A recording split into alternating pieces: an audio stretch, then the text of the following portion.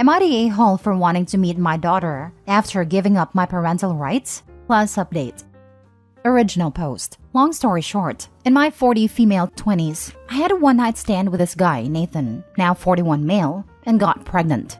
I first thought of terminating, but Nathan had come from a conservative religious background, not Christian, and wanted a baby. So we made a deal. I would give birth to the child and sign away my parental rights, that my name is not even in her birth certificate as is possible in my country, and he would pay all the medical expenses plus some extra for my troubles. And that's what we did. I didn't keep contact after his daughter was born.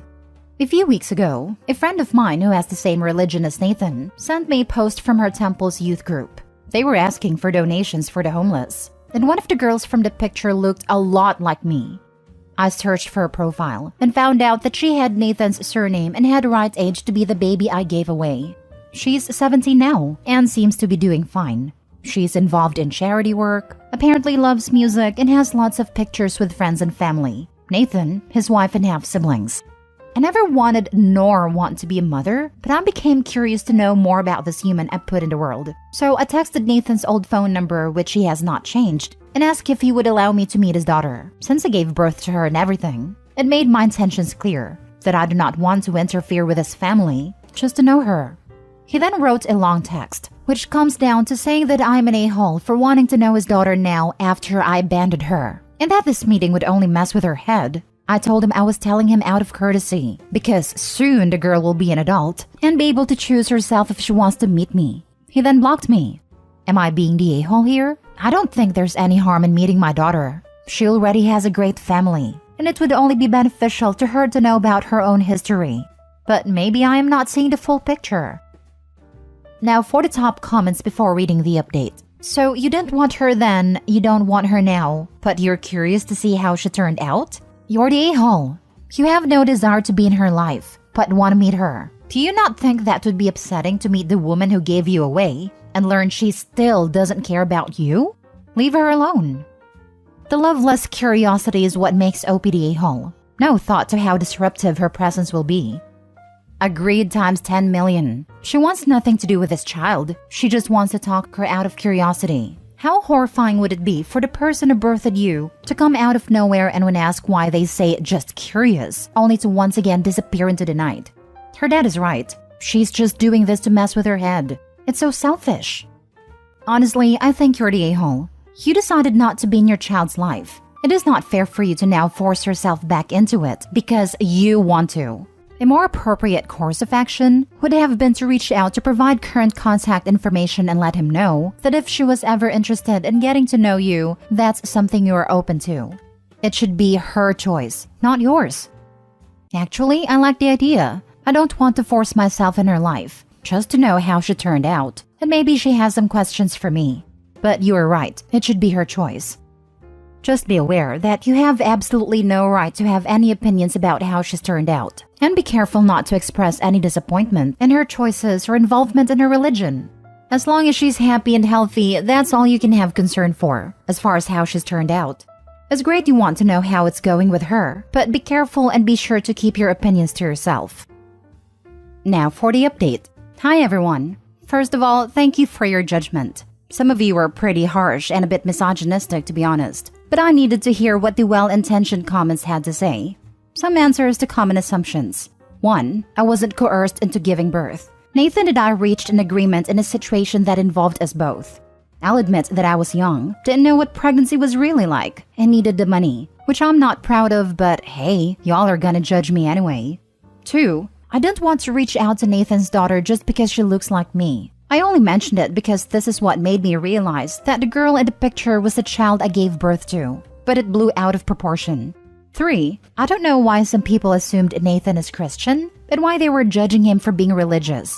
He is Jewish and I'm agnostic myself, but don't think it's a problem for him to have a strong bond with his religion. The one-night stand happened when we were very young and I don't know what his views are about that, but it doesn't matter.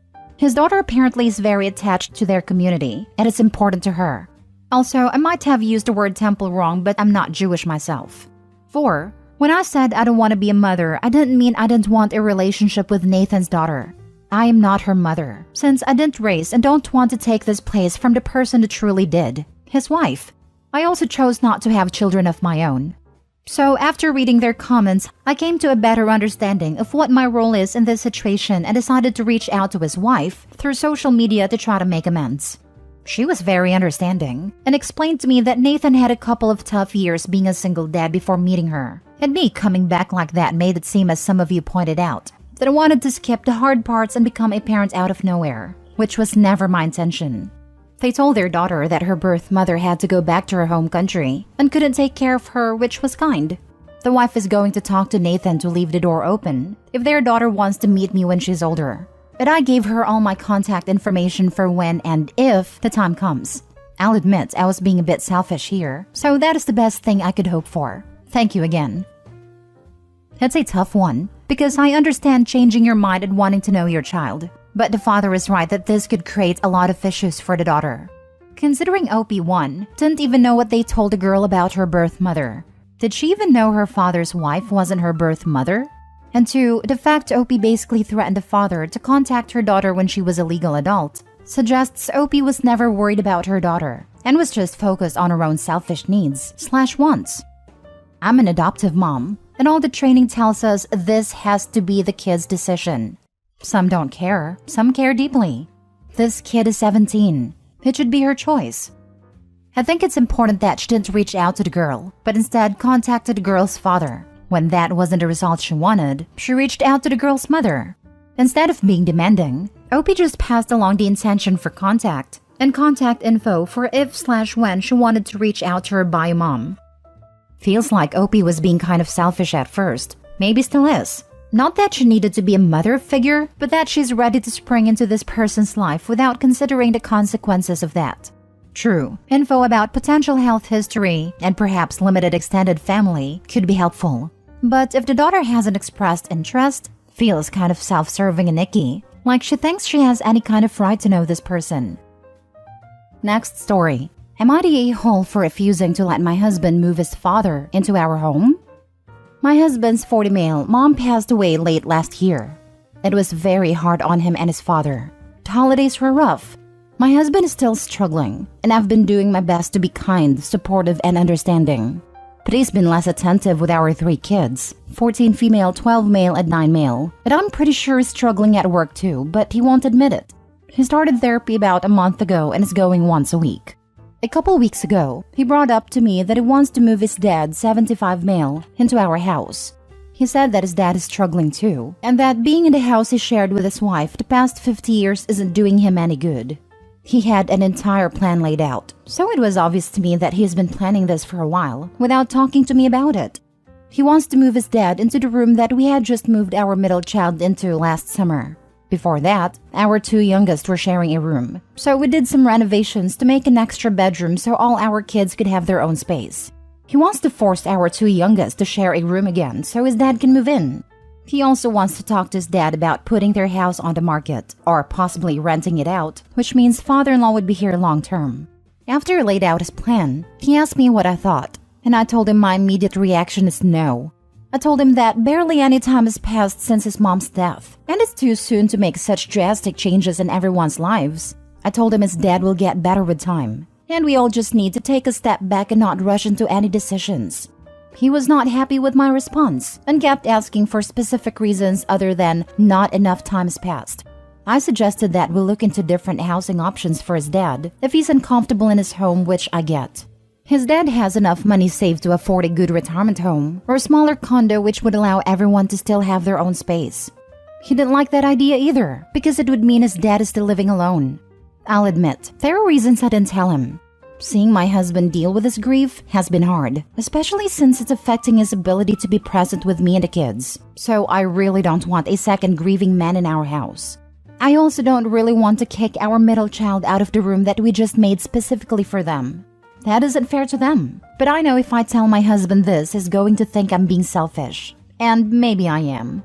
Father-in-law currently lives about 3 hours away, so visiting him is difficult. We also live in a pretty rural area, and the nearest town with respectable retirement homes is over an hour away. So even that option isn't ideally close, but it's still closer. I know it sounds selfish, but I just don't think I could handle 2 grieving men in my home. I can barely handle 1 right now. Now for the comments. I cannot believe anyone is saying you're the a-hole to not wanting your father-in-law to move in permanently. We don't even know he would want that. Living with someone, never mind pushing your kids back into sharing a room indefinitely, is a big deal. Hard not the a-hole. I think you all having a discussion about him selling up and buying a smaller place nearby is a better option. Maybe look into a tiny home or trailer for him to put on the property. Since you're rural, his own space but right there. Plus, if you don't flood, it could be a step or two and then it'll be one story. Perfect for elderly. I completely agree with you, not the a-hole. A compromise needs to be had here. No, I respectfully disagree. This seems like it could be a solution at face value, but this is really unrealistic. He might sleep in the tiny house, but he will for sure spend his waking hours in Opie's home, and this proposed situation would invite a permanence to his residency there. This is totally unfair to Opie. We agree in judgment, not the a-hole, but this is not a true compromise, because while the kids won't have to share a room, Opie is clear that her primary reason for saying no to father-in-law coming is because she can't handle the responsibility for having an additional adult, who is also racked with grief permanently in her space, which is a reasonable position to take. Getting father-in-law into a retirement community with other seniors, many of whom are often widowed themselves, seems like a far better solution for everyone, especially father-in-law. These types of communities can be very beneficial for older folk, who can be independent but also need active engagement with others. Since finances don't seem to be a major factor, any additional support with meals, housekeeping, laundry, etc. can easily be had. Let's hope they can do something like this. An hour away isn't terribly far. Dedicating frequent scheduled visits will still be far less time and effort than having an additional adult to care for every day, and could actually be far better to father-in-law, not the a-hole. Not the a-hole. It's not selfish to want your soon-to-be teen son to have his own room. Find an apartment near your home. Move dad there. Have him over to visit a few times a week. There are plenty of ways to solve this that don't involve packing your house full of people and appending your family life. This is the answer. Move dad closer, but it should be a one-level apartment with a cleaner coming once a week. Opie is already dealing with a lot. Handling 3 kids and a struggling husband is no small feat. Given my experience with older boomer men, I am guessing that the workload of having him there will fall on Opie too. Extra laundry, cleaning, and another mouth to feed. Not the a-hole. The house belongs to you too, and it is the boys' home. It's definitely not fair to the kids to give away their space and make them share a bathroom with an old man, even if he is their grandfather, without their input. My father-in-law died 2.5 years ago, and my mother-in-law spent about 5 to 6 months of that time visiting us in our house. She sold the house she bought in 2021 and is with us again temporarily. It's not easy. It has nothing to do with grief, and we are empty nesters with a spare bedroom. Mother-in-law has an offer on a house about 30 minutes away and should be moving out next month. We plan and hope to visit her at least a couple times a week, but that's not 24/7. I would highly recommend your father-in-law sell his house and get a small home or condo near to you.